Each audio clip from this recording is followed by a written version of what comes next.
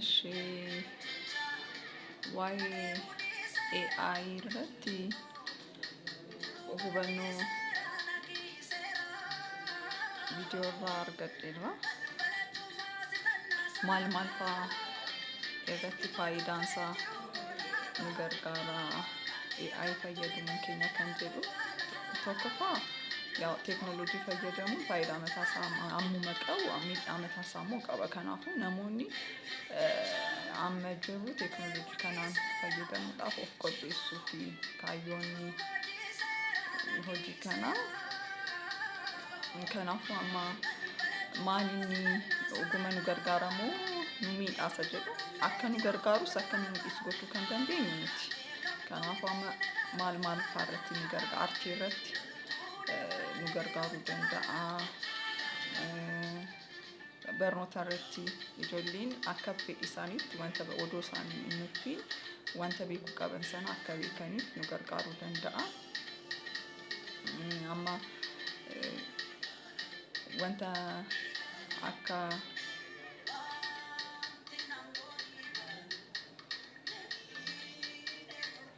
eegumsa irratti haala jiru hundumaa galmeessuudhaan artificial intelligence tokko akka dubbatu waan danda'a wanta barbaachisu immoo eegumsa sana irratti dubbachuu akka danda'utti godhamee hojjetamuu danda'a. Kan kana caalus hojjetamuu danda'a. Yaa haala jiru sana akka ilaalluuf malee fayyaa irratti baay'ee nama gargaaruu danda'a. Deddeebiirraa waan tokko yeroo tokkotti hojjechuu irratti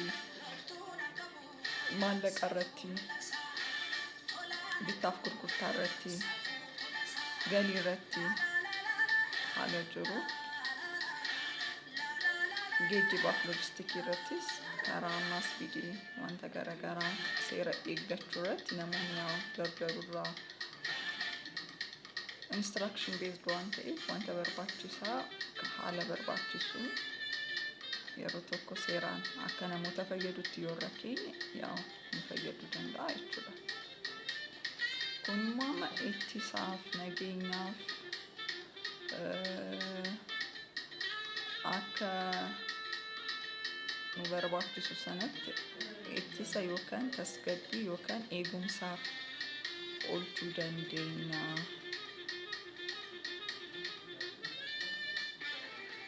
Kun immoo miira kan qabu akka namaatti kan itti dhaga'amu kolfuu miira namummaa kan ofirraa mul'isu roobootii akkasiiti.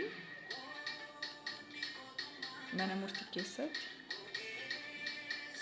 iyyata dhaggeeffatanii qindeessuu irratti seera immoo qabsiisee isa dhumaa immoo murtoo waliigalaa kennuu irratti haala hojii yeroo deddeebii wanta baay'ee abbaa dhimmaadhaaf wanta gargaaru nu gochuu danda'a. Kun immoo sa'aatii baay'ee tajaajila kennuu irratti nuti yeroo muraasa hojjannee nuuf kenna isaan garuu meeshaa waan ta'an akka seeraan fayyadamnetti yoo hojiirra oole baay'ee nu gargaaruu danda'u. Odoon nuti sa'aatiin isaa nyaacha waan hin qabne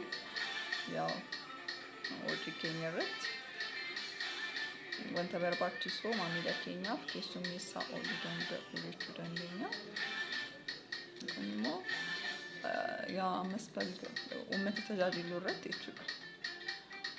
Magaalaa irratti baadiyyaa irrattis ta'ee siistamiin kun odoo jalqabamee haala jiru waan gaariitiin akka fayyadamnu bishaan iddoo biraatti yookaan gannamee sararri citee bakka biraa immoo yookaan hanqinni jiraatu siistamni kun eessatti seeraan akka hin fayyadamne waan beekuuf halkanis yoo ta'e bakka namni hin jirretti siistamni ofiisaatiif achitti badaa jira. Amma immoo bakka hanqina jiru sanatti immoo geessuun qaba jedhee nu jijjiiruu danda'a. Hojii keenya saffisuu fi wanta nu fayyadutti jijjiirrachuu dandeenya jechuudha. Amma immoo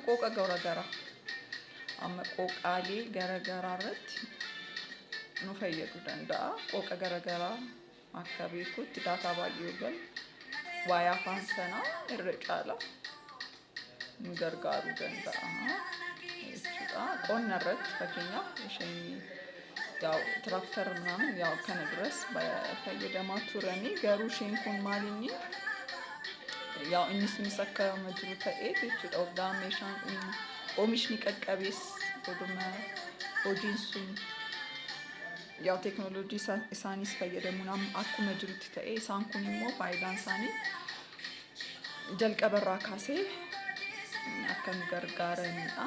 Kan biraa poolisii qonnaa irrattis qofa odoo hin ta'in haala jiru ollaan maal facaasaa jira bakka akkasii irratti wanta akkasii faca'aa waan jiruuf ati immoo waan akkasii odoo facaastee si wayyaa gawaa akkasii argachuu dandeessa jedhee gorsa meeshaa kanarraa argachuu dandeenya akka nu barreetti. Kanaafuu uummata keenyaaf baay'ee gaarii yaada. Qotee bulaa baay'ee waan jiruuf biyyi keenya qotee bulaadhaan qotiisaan waan bulaa jirtuuf ani meeshaan kun baay'ee barbaachisaadha jedheen yaada. Maaliif amma tabba fakkeenyaaf iddoo nuti jiru tabboolee garaagaraa waan jiraniif qotiisaaf tiraaktaroonni gurguddaan galuu hin danda'aman waan ta'etu jira. Garuu meeshaa akkas xixiqqoo fi tiraaktaroonni xixiqqoo immoo oomisha irratti odoo babal'isanii haalaaf qabatama biyya keenyaa irratti odoo hojjetamee oomishni keenya ol ka'ee nuuf qofa odoo hin ta'in addunyaa kanaaf wanta gaarii ta'uu danda'a jedhee yaada. Yaa kun immoo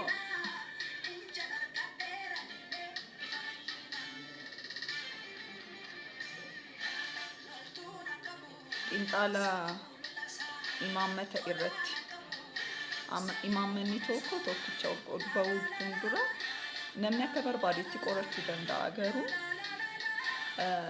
imaammanni tokko ba'uu fuuldura daataa sirrii argachuu irratti baay'ee nu fayyaduu danda'a. Xiinxaluu irrattis namni akka barbaade godhee akkaataa isatti tolutti ያው imaammata barbaaduu ni danda'a. Garuu ያው ani uummata nama hin gargaara gaariidha isa jedhu irratti malee yaw nuti yoo balleessuu barbaanne meeshaan kamiyyuu balleessuu hin dandeenya. Garuu faayidaan isaa baay'ee gaariidha. Daataa akka barbaannetti argachuu irratti imaammata gorsa imaammataa biyyaa irratti nu gargaaruu danda'a.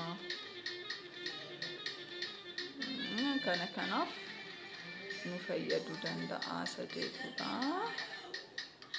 Galatoomaa Waaqaa Jalduu irraa.